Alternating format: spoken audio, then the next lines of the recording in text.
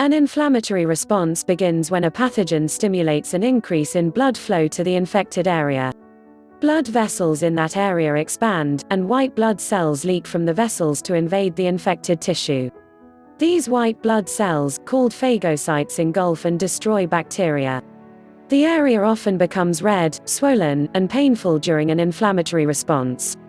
When a pathogen has invaded, the immune system may also release chemicals that increase body temperature, producing a fever.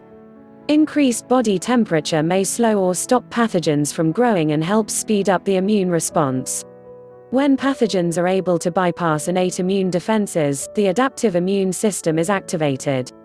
Cells that belong in the body carry specific markers that identify them as self and tell the immune system not to attack them. Once the immune system recognizes a pathogen as non-self, it uses cellular and chemical defenses to attack it. After an encounter with a new pathogen, the adaptive immune system often remembers the pathogen, allowing for a faster response if the pathogen ever attacks again. Specific immune responses are triggered by antigens. Antigens are usually found on the surface of pathogens and are unique to that particular pathogen. The immune system responds to antigens by producing cells that directly attack the pathogen, or by producing special proteins called antibodies.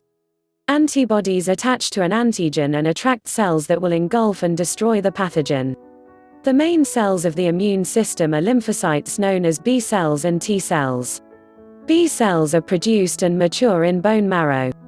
T cells are also produced in bone marrow, but they mature in the thymus. Humoral immunity. Humoral immunity relies on the actions of antibodies circulating through the body. Humoral immunity begins when an antibody on a B cell binds to an antigen. The B cell then internalizes the antigen and presents it to a specialized helper T cell, which in turn activates the B cell. Activated B cells grow rapidly, producing plasma cells, which release antibodies into the bloodstream, and memory B cells, which store information about the pathogen in order to provide future immunity. Cell-mediated immunity. Antibodies alone are often not enough to protect the body against pathogens. In these instances, the immune system uses cell-mediated immunity to destroy infected body cells. T cells are responsible for cell-mediated immunity. Killer T cells assist with the elimination of infected body cells by releasing toxins into them and promoting apoptosis. Helper T cells act to activate other immune cells. Vaccines. Vaccines work by taking advantage of antigen recognition and the antibody response. A vaccine contains the antigens of a pathogen that causes disease. For example, the smallpox vaccine contains the antigen specific to smallpox.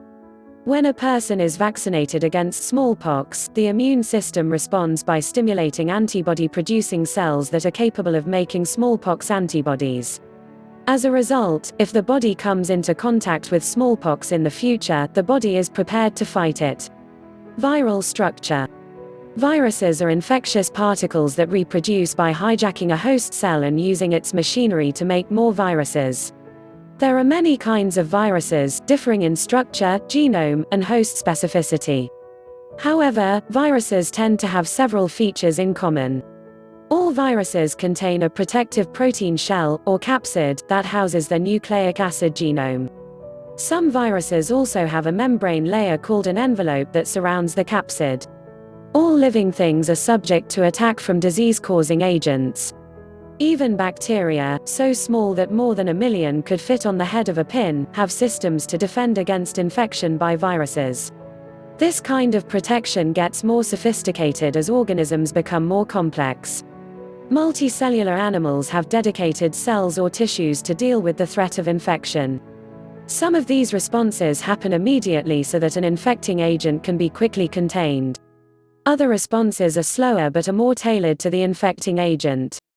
Collectively, these protections are known as the immune system. The human immune system is essential for our survival in a world full of potentially dangerous microbes, and serious impairment of even one arm of this system can predispose to severe, even life-threatening, infections. If you are looking to avoid getting sick or avoid catching flu, click the link in the description below to grab your free copy of a secret guide which unveils how you can boost your immunity with just a simple weird little trick. If you have found this video helpful, please like this video. It really means a lot to us. And if you think it might help one of your friends, don't be shy and share this video with them as well. That way, we all can help people we care about to live happier life. Make sure you smash that subscribe button and hit the bell icon to receive more informational videos that will improve your health and lifestyle. Thank you for watching this Boost My Immune System After Chemo Power video, and we will see you on our next video.